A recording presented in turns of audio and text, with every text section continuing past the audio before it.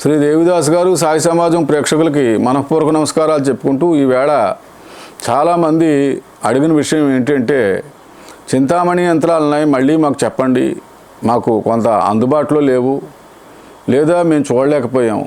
ఇలాగా చాలామంది నన్ను అడిగారు. ఆ చింతామణి యంత్రాలు అనేవి ఒక ఛానల్లో ఇది వరకు చాలా కాలం 4-5 సంవత్సరాలు అయిపోద్ది చెప్పాం. అది మంచి రెస్పాన్స్ వచ్చింది, చాలామంది చూశారు, చాలా మంచిది. చింతామణి యంత్రం అనేది 1-2 లేవు, ఒక 45 చింతామణి యంత్రాలు రాయబడి ఉన్నాయి. ఆ 45 చింతామణి యంత్రాలు చెప్పడానికి అప్పుడు కరోనా సమయం, అది ఆ జూమ్ యాప్లోనూ ఇంకో దాంట్లోనూ కొన్ని ఛానల్లో చెప్పాను. అవి చాలామంది ఆచరించి దాని రిప్లై కూడా చెప్పారు, మాకు పని జరిగిందండి, మీరు చెప్పిన ప్రతి విద్య బాగుంది అని చెప్పారు. అలాగే ఆ చింతామణి యంత్రం మళ్ళీ కావాలని కొంతమంది అడిగారు. 18 యంత్రం ఒక చింతామణి యంత్రంగా ఉంది. మనకి 15 యంత్రం ఒక 15 యంత్రం పంచదశి యంత్రం ఎలాగైతే గొప్పగా దాని గురించి మనం చెప్పుకున్నామో, అలాగే పంచదశి యంత్రము, మంత్రము, తంత్రము, అలాగే పంచదశి ప్రయోగం ఇవి కూడా చెప్తాను కొద్ది రోజుల్లో. పంచదశి యంత్రం, మంత్రం, తంత్రం, ప్రయోగం అని మామూలుగా రాయబడి ఉన్నాయి. వారం రోజులకి ఏ రోజు ఏ యంత్రం రాయాలి, ఎలా రాయాలనే ప్రయోగాలు నేను తీసి బయట పెట్టాను మీకోసమని, అవి చెప్తాను. ఇప్పుడు చింతామణి యంత్రంలో 18 యంత్రం ఒకటి చాలా అద్భుతంగా ఉంది. అది అమ్మవారి శక్తి, ఆదిశక్తి యంత్రం అని చెప్తారు. అది ఆదిశక్తికి సంబంధించిన యంత్రం. దాని వివరాలు ఏంటంటే 927 468 510 3. మళ్ళీ చెప్తున్నాను, 927 9 గళ్ళలో వస్తుంది. 9 గళ్ళు గీసుకోండి. ఆ పై గళ్ళలో మీకు యంత్రం కూడా పెడతారు.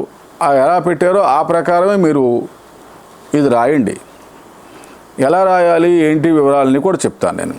ఇవి 927 468 510 దానికి మంత్రం ఓం హ్రీం శ్రీం క్లీం ఐం నమః. ఓం హ్రీం శ్రీం క్లీం ఐం నమః. ఓం హ్రీం శ్రీం క్లీం ఐం నమః. ఓం హ్రీం శ్రీం క్లీం ఐం నమః. ఓం హ్రీం శ్రీం క్లీం ఐం నమః. ఓం హ్రీం శ్రీం క్లీం ఐం నమః. మళ్ళీ ఆ యంత్రం మీకు సవివరంగా ఖచ్చితంగా వివరాలన్నీ మీకు పెడతారు. ఆ యంత్రం గీసి అందులో అంకెలు ఎలా ఉన్నాయో ఆ మంత్రం కూడా మీకు పెడతారు. అది పెట్టి మీరు చేయవలసిందల్లా ఏంటంటే ఏం చేయాలి, ఆ మంత్రాన్ని ఎలా రాయాలి, ఎన్నిసార్లు రాయాలి, రాసిన తర్వాత మంత్రాన్ని ఎలాగ ఉపయోగించాలి అనేది చాలామంది నన్ను అడిగిన విషయం. ఆ మంత్రం మీరు రోజు ఏదో సమయంలో రాయండి. రాసి అవన్నీ ఒక ప్లేట్లో పెట్టి అమ్మవారి దగ్గర పెట్టి పూజించాలి. ముందు రోజుకి 7 యంత్రాలు రాయండి, లేకపోతే 11 యంత్రాలు రాయండి, 13 యంత్రాలు రాయండి, 14 యంత్రాలు రాయండి, 15 యంత్రాలు రాయండి. అంతెందుకు 18 యంత్రాలు రాయండి. అది 18 సంఖ్య కాబట్టి ఏ సంఖ్యతో ఆరంభం చేశారో ఆ సంఖ్యతో యంత్రాలు రాయాలని మన శాస్త్రం చెప్తుంది. 18 యంత్రం అలా రాస్తూ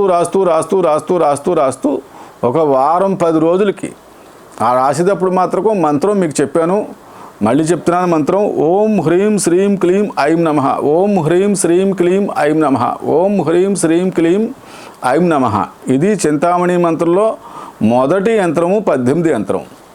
ఈ 18 యంత్రము ఎలాంటిదంటే 18 పురాణాలు, 18 మెట్లు, 18 అష్టాదశ పీఠాలు, వీటికి చిహ్నంగా అవన్నీ చెప్పబడి ఉన్నాయి. ఆ 18 యంత్రం దేనికన్నా ఉపయోగించవచ్చు. భార్యాభర్తలు సఖ్యతగా లేరు, దానికి రాయొచ్చు. ధనం రావటం లేదు, దానికి రాయొచ్చు. భోగం కలగటం లేదు, దానికి రాయొచ్చు. సంతానం కలగటం లేదు, రాసి సఫలత పొందారని ఈ మధ్యనే నాకు కబుర్లు వచ్చాయి.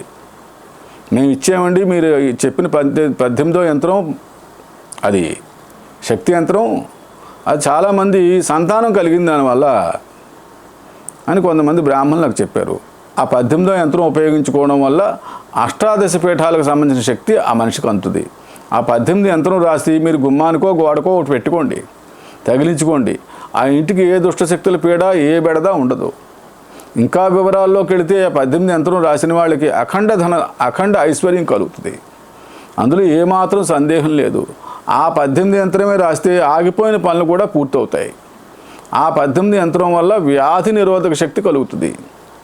సకల వ్యాధులు ఏవో వ్యాధులతో పీడించేవాళ్ళ 18 యంత్రం రాసి ఒక కాగితం ముక్క మీద రాసి చక్కగా దానికి ప్లాస్టిక్ కాగితం చుట్టి మెడలో కట్టుకోండి. దానివల్ల అనంత లాభం కలుగుతుంది. అందులో ఏమాత్రం సందేహం లేదు. ఈ 18 యంత్రం ఎలాంటిదంటే దేనికైనా రాయొచ్చు. వ్యవసాయం సరిగ్గా పండటం లేదు, దానికి రాయొచ్చు. ఇల్లు అమ్ముడవటం లేదు, దానికి రాయొచ్చు.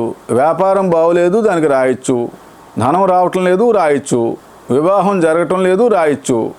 భార్యాభర్తల మధ్య సఖ్యత లేదు, రాయొచ్చు. వ్యాపారంలో ధనం తక్కువగా వస్తుంది, రాయొచ్చు. లేదా మీకు ఏ విషయాలు కలిసి రావట్లేదు, పనులు ఆగిపోతున్నాయి, దాని గురించి రాయొచ్చు. ఇలా చెప్పుకుంటూ పోతే మీకు ఎన్నైతే సమస్యలు అన్ని సమస్యలకి కూడా ఈ యంత్రం ఉపయోగపడుతుంది. ఈ 18 యంత్రం చాలా శక్తివంతమైన యంత్రం, చాలా గొప్ప యంత్రం.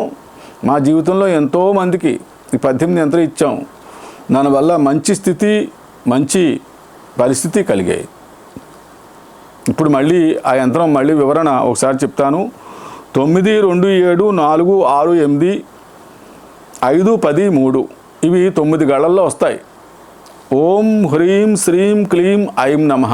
ఓం హ్రీం శ్రీం క్లీం ఐం నమః. ఓం హ్రీం శ్రీం క్లీం ఐం నమః. ఓం హ్రీం శ్రీం క్లీం ఐం నమః. ఇలాగ వివరాలు అయితే చెప్పబడి ఉన్నాయి. వివరాలు చాలా అద్భుతమైన వివరాలు. ఇదివరకు వేరే ఛానల్లో కూడా చెప్పాను. మీరు దీన్ని యంత్రాన్ని బాగా ఆదరించండి. ప్రతి వాళ్ళు షేర్ చేసుకోండి, ఒకరికొకరు చెప్పుకోండి. ఈ యంత్రం చక్కటి ప్రభావం అనే యంత్రం. మీరు ఎలాగంటే ఒక కాగితం ముక్క మీద పెన్నుతో రాయొచ్చు. 2 అంగుళాలు 3 అంగుళాలు పంచదశ యంత్రంలా చిన్న యంత్రాలు రాయనక్కర్లా. మీరు ఒక 5 అంగుళాలు కాగితం మీద రాయొచ్చు. రాసి రోజు ఒక చోట ఒక ప్లేట్లో పెడుతూ ఉండండి. అమ్మవారి దగ్గర పసుపు కుంకుమ కూడా జల్లి పెట్టుకోండి, తప్పులేదు. దానికి నైవేద్యం కూడా పెట్టండి. ఇలాగ వారం రోజులు 10 రోజులు యంత్రాలు అయిన తర్వాత పట్టుకెళ్ళి నీటిలో నిమజ్జనం చేయాలి. నిమజ్జనం చేసినట్టయితే ఆ ఫలితం మీకు ఆ రోజునే మీకు అందుతుంది. అందులో ఏమాత్రం సందేహం లేదు. ఇది 18 యంత్రానికి సంబంధించిన వివరాలు. మీకు ఇంకా ఏమైనా సందేహాలు ఉంటే మీరు కామెంట్స్ పెట్టండి. దానికి సంబంధించిన వివరాలు నేను చెప్తాను.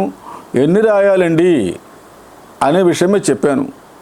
మీరు 11 కానీ 12 కానీ 15 కానీ 18 కానీ రాయండి. 18కి దాటి అయితే రాయనక్కర్లేదు. ఇది 18 యంత్రం కాబట్టి ఒక 15 యంత్రాలు 16 యంత్రాలు 17 యంత్రాలు 18 యంత్రాలు రాయండి. ఆ రాస్తూ ఉన్నప్పుడు ఆ మంత్రం చదవండి. ఇంతే దీనికి షరతు, ఇదే నియమం. ఇవన్నీ రాసి ఒక ప్లేట్లో మీరు పెట్టండి. ఒక అరిటాకు వేసి దాని మీద పెట్టి దానికి పుష్పం ధూపం దీపం నైవేద్యం ఇచ్చి ఆ యంత్రాన్ని పూజించండి. ఆ యంత్రాన్ని ఒక యంత్రం రాసి మీరు గోడకు తగిలించుకోండి, లేదా ఇంటి గుమ్మం మీద కట్టుకోండి, లేదా ఇంటి గుమ్మానికి పెట్టండి. ఇలాగ మీరు అనేక విధాలుగా ఈ 18 యంత్రాన్ని ఉపయోగించుకోవచ్చు. ఇంకా మీకు ఏమైనా అనుమానాలు కామెంట్లు పెట్టి మాకు ఇది కావాలండి అది కావాలి, మీకు ఇంకా ఏమి మీకు అందులో అర్థం అవ్వలేదో అడిగితే ఆ 18 యంత్రం వివరాలు, ఇది చింతామణి యంత్రంలో మొదటి యంత్రం. ఆ 18 యంత్రాల వివరాలు చెప్తాను. ఈ 18 యంత్రాలను ఉపయోగించుకుని అన్ని విధాల సుఖ సంతోషాలు పొందాలని కోరుకుంటూ మీ దగ్గర సెలవు తీసుకుంటున్నాను. ఈవేళ ఆయుర్వేదంలో మరొక చిట్కా వైద్యం ఏంటంటే, చాలామందికి సంతానంలో ఎగుడు దిగుళ్ళు కలిగి జరుగుతుంటాయి. అలాంటి వాళ్ళు తుమ్మ జిగురు, మోదుగు జిగురు, ఎస్టి మధుకం, గొబ్బి గింజలు, పంచదార. తుమ్మ జిగురు, మోదుగు జిగురు, ఎస్టి మధుకం, గొబ్బి గింజలు, పంచదార. తుమ్మ జిగురు, మోదుగు జిగురు, ఎస్టి మధుకం, గొబ్బి గింజలు, పంచదార. ఎంతెంత పర్సెంటేజ్ వాడాలండి, ఎలా వాడాలండి, ఎప్పుడు వాడాలండి? తుమ్మ జిగురు ఒక 50 గ్రాములు తీసుకోండి. మోదుగు జిగురు ఒక 50 గ్రాములు తీసుకోండి.